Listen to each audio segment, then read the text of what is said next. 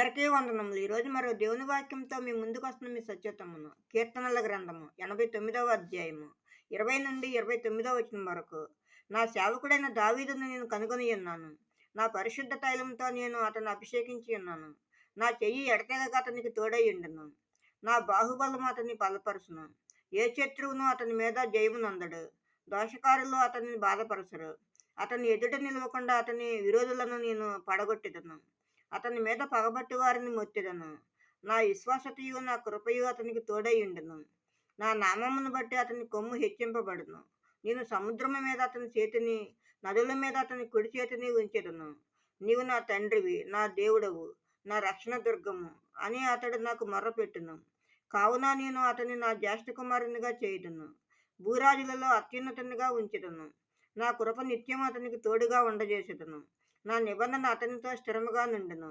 శాశ్వత కాలం వరకు అతని సంతానమును, ఆకాశం ఉన్నంత వరకు అతని సింహాసనమును నేను నిలిపెదను. ఆమేన్. మరో దేవుని వాక్యంతో రేపు మీ ముందు ఉంటాను. అందరికీ శుభరాత్రి. మన ప్రభువును ప్రియరక్షకుడైన యేసుక్రీస్తు కృప, కాపుదల, రక్షణ, ఆశీర్వాదము మన అందరికీ ఇప్పుడు ఎప్పుడు సదాకాలము తోడై ఉండును గాక. ఆమేన్, ఆమేన్, ఆమేన్.